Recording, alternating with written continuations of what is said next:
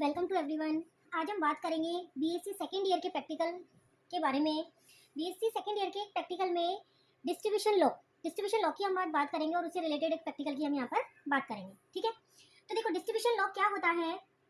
हमें क्या मिलेगा कि हमें बेंजोइक एसिड का एक सॉल्यूशन मिलेगा। ठीक है, हमें निकालना है कि बेंजोइक एसिड के लिए बेंजोइक एसिड जो है, बेंजोइक एसिड के लिए के की वैल्यू, के क्या होता है, डिस्ट्रीब्यूशन कॉफिशिएंट। डिस्ट्रीब्यूशन कॉफिशिएंट है बेंजोइक एसिड के लिए के। अब ये होता क्या है, सबसे पहले तो डिस्ट्रीब्यूशन कॉफिशिएंट क्या होता है। डिस्ट्रीब्यूशन कॉफिशिएंट क्या होता है कि हम बेंजोइक एसिड को क्या करें, बेंजीन एंड वाटर, हमने एक बीकर के अंदर बेंजीन लिया और वाटर लिया और उसके अंदर थोड़ा सा क्या डाल दिया, बेंजोइक एसिड। बेंजोइक एसिड क्या होता है, बेंजोइक एसिड होता है कि बेंजीन के ऊपर COOH, ये हमारा बेंजोइक एसिड है। वाटर क्या होता है, H2O, और बेंजीन क्या होता है C6H6 मींस ये बेंजीन रिंग। ठीक है, बेंजोइक एसिड क्या है, ये इसका नॉन पोलर पार्ट है और ये इसका पोलर पार्ट है जिसमें माइनस और प्लस। H2O के अंदर H प्लस और OH माइनस, जबकि बेंजीन कैसा है, नॉन पोलर।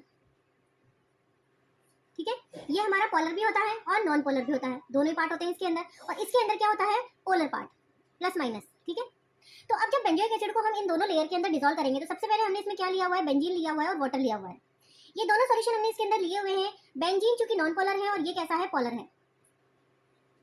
जब एक नॉन पोलर होता है और एक पोलर होता है तो हमें पता है कि दोनों एक दूसरे के अंदर डिसॉल्व नहीं होते हैं, तो हमें बेंजीन की एक अलग लेयर दिखेगी और वाटर की एक अलग लेयर दिखेगी। जब हम बेंजोइक एसिड इसके अंदर डिसॉल्व करेंगे तो क्या होगा, बेंजोइक एसिड का कुछ पार्ट बेंजीन के अंदर चला जाएगा और कुछ पार्ट किसके अंदर चला जाएगा, वाटर के अंदर चला जाएगा। ठीक है, अब चूंकि बेंजोइक एसिड के अंदर नॉन पोलर पार्ट ज्यादा है इसलिए इसका ज्यादा पार्ट कहाँ चला जाएगा, बेंजीन के अंदर चला जाएगा। ठीक है, बेंजीन के अंदर इसका कितना पार्ट गया वो हम क्या निकाल लेंगे, इसकी कंसंट्रेशन, किसमें, बेंजीन में। बेंजोइक एसिड की कंसंट्रेशन निकाल ली, उसके बाद हम क्या निकाल लेंगे, वाटर के अंदर इसकी कंसंट्रेशन। बेंजीन के अंदर कितना बेंजोइक एसिड गया है वो कंसंट्रेशन फाइंड आउट कर लेंगे। कैसे करेंगे वो अभी मैं बताऊंगी। सबसे पहले हम क्या सीख रहे हैं कि यहाँ पर डिस्ट्रीब्यूशन कोएफिशिएंट होता क्या है। उसके बाद वाटर के अंदर कितना बेंजोइक एसिड गया वो हम यहाँ से निकाल लेंगे, कंसंट्रेशन फाइंड आउट कर लेंगे, और उसके बाद हम क्या करेंगे, इसका रूट लेंगे। इसका रूट लेकर के हम यहाँ पर इन दोनों का जो रेशियो निकालते हैं वो क्या कहलाता है, के, डिस्ट्रीब्यूशन कोएफिशिएंट। तो डिस्ट्रीब्यूशन कोएफिशिएंट क्या होता है कि जब हमने बेंजोइक एसिड को वाटर एंड बेंजीन के अंदर डिसॉल्व किया तो वाटर के अंदर बेंजोइक एसिड कितना गया वहां पर उसकी कंसंट्रेशन, और बेंजीन के अंदर बेंजोइक एसिड की कंसंट्रेशन, बेंजीन के अंदर जो कंसंट्रेशन होगी उसका हम क्या कर लेंगे, अंडर रूट ले लेंगे। इन दोनों का जो रेशियो होगा वो रेशियो क्या कहलाएगा, यहाँ पर डिस्ट्रीब्यूशन कोएफिशिएंट। तो हमें ये निकालना है डिस्ट्रीब्यूशन कोएफिशिएंट क्या होगा। अब डिस्ट्रीब्यूशन कोएफिशिएंट में हमने क्या किया, अगर मान लो यहाँ पर बेंजोइक एसिड एक बार मैंने क्या मिला लिया, 10 ml। 10 ml में सपोज यहाँ पर चला गया इसका यहाँ पर चला गया सपोज 4 ml तो बेंजीन में चला गया और यहाँ पर 6 ml वाटर के अंदर चला गया। ठीक है, हाइपोथेटिकल में मान लो 4 इसमें चला गया और 6 इसमें चला गया, तो इसका रेशियो क्या आएगा, 6 डिवाइडेड बाय रूट 4 क्या आ जाएगा, 6 divided by 2 is equal to 3:1। ये रेशियो आया हमारा। तो डिस्ट्रीब्यूशन कोएफिशिएंट क्या होता है कि यदि हम इसके अंदर क्वांटिटी में इंक्रीज कर दूं, यदि यहाँ पर क्वांटिटी में क्या कर दूं, यहाँ पर यदि मैं इसको 14 कर दूं सपोज, तो 14 करने के बाद यहाँ पर क्या होगा कि यहाँ पर रेशियो हमारा 3:1 ही होना चाहिए। इसका मतलब क्या है, यहाँ पर मतलब अब ये बेंजोइक एसिड अपने आप को वाटर एंड बेंजीन के अंदर इस तरह से डिस्ट्रीब्यूट करेगा कि उसका रेशियो हमारा 3:1 ही होना चाहिए। तो इसका मतलब यहाँ पर जैसे 4 आ गया और यहाँ पर कितना आ गया, 8। ठीक है, तो यहाँ पर 16 और यहाँ पर 8 होना चाहिए। उस कंडीशन में यदि मैं मानूं तो ये कितना हो जाएगा, 24। सपोज मैंने यहाँ पर 24 ले लिया, तो ये एक दूसरे को इस तरह से डिस्ट्रीब्यूट करेंगे कि यहाँ पर ये रेशियो क्या हो जाना चाहिए, 3:1। 3:1, तो यहाँ पर क्या आना चाहिए, 6। तो ये कितना, 22 हमने लिया है। मतलब कहने का मतलब क्या है, यहाँ पर के की वैल्यू क्या आनी चाहिए, जो हमारा रेशियो है वो रेशियो यहाँ पर कांस्टेंट होना चाहिए। मतलब इसका जो आंसर आएगा वो क्या आएगा, 3। यहाँ पर भी क्या आएगा, 3। तो यहाँ पर के की वैल्यू कांस्टेंट होती है। आप बेंजोइक एसिड कितना भी इसके अंदर डाल दो, वाटर के अंदर कितना गया है और बेंजीन के अंदर कितना गया है, उसका जो रेशियो है वो हमेशा कांस्टेंट रहेगा। यही हमारा कौन कहता है, डिस्ट्रीब्यूशन लॉ हमारा यही होता है। अब हम इस प्रैक्टिकल को कैसे करेंगे वो हम सीखते हैं कि हम इस प्रैक्टिकल को हमें करना कैसे होगा। अब हमें देखो क्या करना है, हमें निकालना है के की वैल्यू। ठीक है, के की वैल्यू निकालना है हमें। सबसे पहले तो यहाँ पर सॉल्यूशन कौन कौन से चाहिए होंगे, सॉल्यूशन हमें यहाँ पर क्या चाहिए, एक तो 10% बेंजोइक एसिड, 10% बेंजोइक एसिड का सॉल्यूशन हमें चाहिए। 10% का बेंजोइक एसिड का जो सॉल्यूशन है वो हमें कैसे बनाना है, यहाँ पर ये हमारा बीकर है और इसमें क्या लेना है मुझे, 10 ml benzoic acid plus 90 ml benzene. ये हमारा 10% का बेंजोइक एसिड का सॉल्यूशन बन जाएगा। उसके बाद ये फर्स्ट सॉल्यूशन है। सेकंड सॉल्यूशन जो मुझे चाहिए है वो चाहिए मुझे n/10 NaOH। n/10 NaOH का सॉल्यूशन बनाना है। n/10 NaOH का सॉल्यूशन कैसे बनाना है हमें? n क्या है? नॉर्मेलिटी। मींस नॉर्मेलिटी का फॉर्मूला क्या होता है? Normality is equal to weight of solute, या फिर वेट ऑफ, अब यहाँ पर हमारा सॉल्यूट क्या है? NaOH divided by equivalent mass of NaOH into volume litre solution का। तो यहाँ पर हमें नॉर्मेलिटी कितनी रखनी है? n/10 is equal to wait, हमें कितना NaOH डालना है, इक्विवेलेंट मास NaOH का होता है NaOH is equal to Na का कितना होता है 23 प्लस 16 प्लस हाइड्रोजन का होता है 1। तो यहाँ से कितना आ गया? 40 इसका मोलर मास आ गया, और मोलर मास डिवाइडेड बाय, जब हम मोलर मास डिवाइडेड बाय इसकी एन फैक्टर क्या होता है? कितने OH माइनस से डोनेट कर सकता है? तो यहाँ पर 1 डोनेट कर सकता है, तो 40 divided by 1 is equal to 40। इसका इक्विवेलेंट मास कितना आ गया यहाँ पर? 40। तो हम यहाँ पर ये वैल्यू रख देंगे यहाँ इसकी। तो n कितना रखेंगे हम? n/10। तो यहाँ पर इक्विवेलेंट मास कितना आ गया? 40। कितने में बनाना है? 1 लीटर में, तो मैंने यहाँ पर लिख दिया 1। ठीक है, तो यहाँ से W हमारा क्या आ जाएगा? W इज इक्वल टू 0 से 0 कैंसिल हो गया, तो W इज इक्वल टू क्या आ जाएगा मेरा? 4 ग्राम। इसका मतलब कैसे बनाना है मुझे सॉल्यूशन? इस तरह का एक वॉल्यूमेट्रिक फ्लास्क होता है, यहाँ पर मार्किंग होती है ये 1 लीटर का है, 1 लीटर का लेना है हमें। उसके अंदर सबसे पहले तो क्या डालना है? 4 ग्राम NaOH। ठीक है, फिर उसके बाद हमें वाटर डालना है, और वाटर डाल करके इसका जो लेवल है वो हमें मार्क तक कर लेना है। तो ये हमारा क्या बन जाएगा? n/10 का NaOH सॉल्यूशन। क्लियर है ये? उसके बाद नेक्स्ट सॉल्यूशन जो हमें बनाना है वो हमें बनाना है यहाँ पर n/50 NaOH।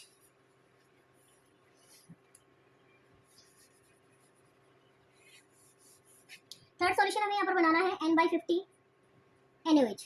ये भी हमें सेम तरीके से बनाना है। हमें कैसा बनाना है? n/50 is equal to W, कितना ग्राम हमें NaOH इसके अंदर डालना है। उसके बाद इसका इक्विवेलेंट मास होता है 40 इंटू 1 लीटर, तो W यहाँ से कितना आ जाएगा?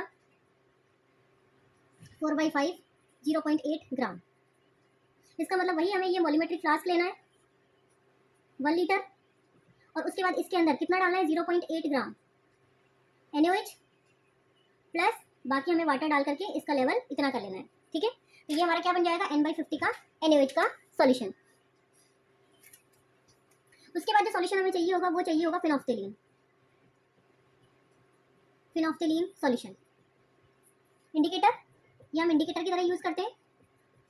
ये चारों हमें सॉल्यूशन यहाँ पर चाहिए। उसके बाद हमें क्या करना है? सॉल्यूशन हमने प्रिपेयर कर लिए, उसके बाद हमें क्या करना है? उसके बाद प्रोसीजर में हमें क्या करना है? यहाँ पर हमें 4 बीकर लेने हैं, 4 या 5 बीकर ले सकते हैं हम, जितनी बार रिपीट करना चाहें।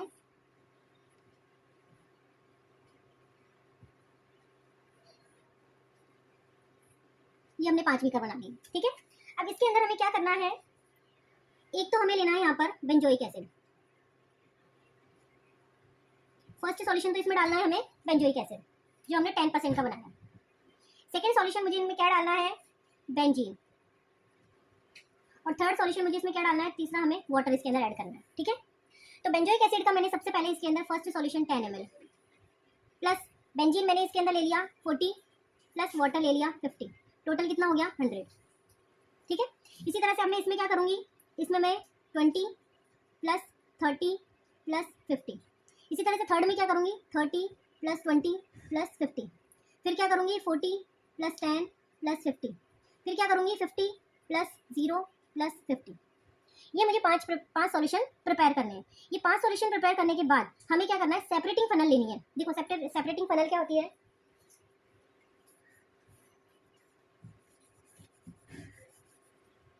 सेपरेटिंग फनल कुछ इस तरीके की होती है।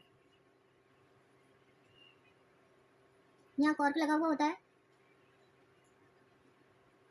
यहाँ पर इस तरह की सेपरेटिंग फनल हमें 5 लेनी है, और पांचों के अंदर मुझे क्या करना है? हमने जो बीकर के अंदर सॉल्यूशन प्रिपेयर किया है, फर्स्ट सॉल्यूशन 10 प्लस 40 प्लस 50 वाला सॉल्यूशन प्रिपेयर किया है, वो सॉल्यूशन मुझे इसके अंदर पोर कर देना है। इसी तरह से 5 सेपरेटिंग फनल लेनी है, पांचों सेपरेटिंग फनल के अंदर मुझे ये पांचों सॉल्यूशन पोर कर देने हैं। उसके बाद क्या करना है? इसको अच्छे से शेक करना है। शेक करके इसको हमें कम से कम 1 घंटे के लिए, 1 आवर के लिए इसको हमें छोड़ देना है। छोड़ने के बाद हमें 1 घंटे बाद जब हम देखेंगे तो यहाँ पर हमें लेयर सेपरेट हुई दिखेगी। मतलब नीचे तो क्या आ जाएगा इसमें, एक्वस लेयर, वाटर की लेयर, क्योंकि इसकी डेंसिटी कम होती है, और ऊपर हमारा कौन सी लेयर आ जाएगी, बेंजीन की लेयर। ठीक है, बेंजोइक एसिड जो हम इसके अंदर 10 ml बेंजोइक एसिड था, वो बेंजोइक एसिड कुछ पार्ट वाटर के अंदर चला जाएगा और कुछ पार्ट हमारा बेंजीन के अंदर चला जाएगा। ऐसे ही पांचों सेपरेटिक फनल के अंदर सेम चीज हो जाएगी। उसके बाद हमें क्या करना है, नीचे यहाँ पर बीकर लगाना है, और बीकर के अंदर हमें क्या कर लेना है, सबसे पहले कि नीचे वाला वाटर वाला इस कॉर्क को हमें ओपन करना है, और ये वाटर वाला पार्ट इसके अंदर कलेक्ट कर लेना है। फिर एक और बीकर लेना है, और उसके अंदर हमें बेंजीन वाला पार्ट कलेक्ट कर लेना है। ठीक है, तो ये दोनों बीकर हमें जैसे 10 ml के मिले, 10 ml बेंजोइक एसिड के, उसी तरह से दो बीकर जिसके अंदर एक के अंदर एक्वस लेयर होगी और एक के अंदर बेंजीन वाला पार्ट होगा, ये मुझे 20 ml के मिल जाएंगे। इस तरह से मेरे पास टोटल 10 बीकर्स होंगे, जिसके अंदर 5 बीकर के अंदर वाटर वाली लेयर और 5 बीकर के अंदर बेंजीन वाली लेयर होगी। उसके बाद हमें क्या करना है,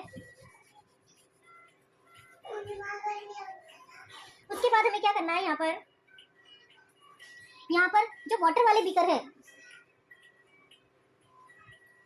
ब्यूरेट लेना है, एक ब्यूरेट लेना है, उसके अंदर N/50 वाला NaOH का सॉल्यूशन फिल करना है, और एक दूसरा बीकर लेना है जिसके अंदर N/10 वाला NaOH फिल करना है। ठीक है, अब यहाँ पर क्या करना है, यहाँ पर जो N/50 वाला NaOH है उसके साथ हमें जितनी भी वाटर लेयर वाला है पार्ट, जितनी भी वाटर लेयर वाले बीकर हैं उनको टाइट्रेट करना है, और दूसरे वाला जो हमारा N/10 है उससे हमें किसको करना है, बेंजीन वाला जो हमारे बीकर्स हैं उनको हमें किससे टाइट्रेट करना है, N/10 वाले सॉल्यूशन से। ठीक है, और इसके अंदर थोड़ा सा हमें इंडिकेटर यूज करना है, फिनोफ्थेलिन इंडिकेटर, दोनों के अंदर ही फिनोफ्थेलिन इंडिकेटर हमें यूज करना है। ठीक है, ये क्या रहेगा, कलरलेस, ये भी कलरलेस होगा। उसके बाद हमें NaOH इसके अंदर डालते जाना जब तक कि लाइट पिंक कलर हमें ना दिखाई दे। ठीक है, लाइट पिंक कलर जब तक हमें ना दिखाई देता है तब तक हमें इसको रिपीट करना है। उसके बाद हमें क्या करना है, एक टेबल बनानी है। टेबल में क्या करना है, हमें क्या करना है, वाटर की लेयर, वाटर का, और C6H6 वाली लेयर, 10 ml वाला सॉल्यूशन, 20 ml वाला सॉल्यूशन, 30 ml वाला सॉल्यूशन, 40 ml वाला सॉल्यूशन, और 50 ml वाला सॉल्यूशन। ठीक है, 10 ml के साथ वाटर के साथ क्या रीडिंग आई, 20 के साथ क्या आई, 30 के साथ, 40 के साथ और 50 के साथ, ऐसी बेंजीन लेयर के साथ हमारी क्या रीडिंग आई, निकाल ली हमने रीडिंग। उसके बाद यहाँ तक तो हमारा पार्ट प्रैक्टिकली हो गया। अब हमें कैलकुलेशन करनी है। देखो कैलकुलेशन कैसे करनी है,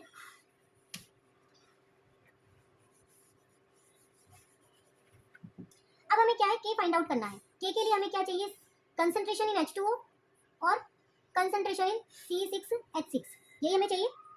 तो कंसंट्रेशन निकालने के लिए क्या करना है, N1V1 is equal to N2V2, ये हमारी टेबल थी।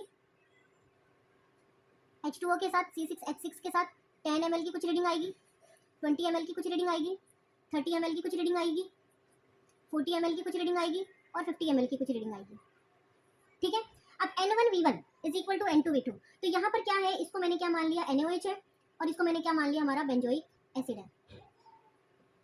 तो N2 क्या दिखाएगा, कंसंट्रेशन। ठीक है, बेंजोइक एसिड की कंसंट्रेशन जो हमें निकालनी है। N1 क्या है, यहाँ पर NaOH की कंसंट्रेशन जो हमने वाटर के साथ, सबसे पहले हम सपोज वाटर के साथ निकाल रहे हैं, तो एक और टेबल बनेगी यहाँ पर जिसमें 10 ml H2O की कंसंट्रेशन और कंसंट्रेशन C6H6। ठीक है, तो यहाँ पर और बड़ी हम थोड़ी सी टेबल बना लेते हैं यहाँ पर।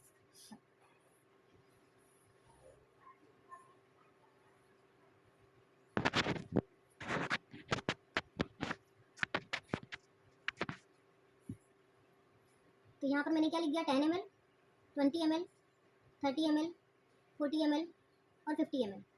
उसके बाद यहाँ पर कंसंट्रेशन H2O के अंदर और कंसंट्रेशन C6H6 के अंदर, सभी के अंदर, सभी की हमें इसी तरह से निकालनी है। तो यहाँ पर N1, N बाई कितना था हमारा वाटर के साथ था हमने जो लिया था N/50।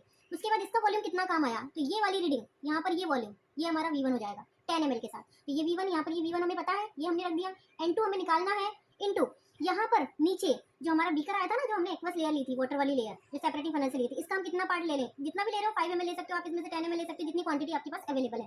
तो यहाँ से जितना भी आपने वॉल्यूम रखा है, यहाँ पर जैसे 10 ml रखा है, 10 ml आपने यहाँ पे रख दिया, यहाँ से आपका N2 निकल जाएगा। ठीक है, तो जो भी आपका N2 आया है वो आप क्या रख दोगे यहाँ पर, इसकी कंसंट्रेशन। इसी तरह से आप सारी कंसंट्रेशन फाइंड आउट कर लोगे, सारी कैलकुलेशन करनी है। उसके बाद हमें क्या निकालना है, कंसंट्रेशन H2O और कंसंट्रेशन इन C6H6 का अंडर रूट करके इसका रेशियो निकालना है। ठीक है, वो हमारा क्या बताएगा, के बताएगा। तो यहाँ पर हम देखेंगे कि ये जो वैल्यू है यदि कांस्टेंट आती है तो हम क्या कहेंगे कि ये K क्या होगी, C6H6 और H2O के अंदर बेंजोइक एसिड का डिस्ट्रीब्यूशन होगा।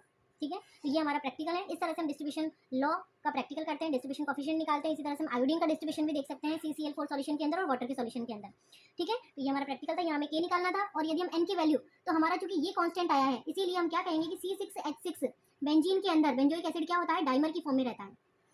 C6H5COOH इस तरह से डाइमर की फॉर्म में रहता है। इसीलिए हम क्या कर रहे हैं, यहाँ पर अंडर रूट करते हैं, तो बेंजीन के अंदर जाकर के क्या बना लेता है, डाइमर बना लेता है। ठीक है, क्लियर हुआ? कोई डाउट हो तो आप कमेंट करके पूछ सकते हैं। बाकी थैंक यू।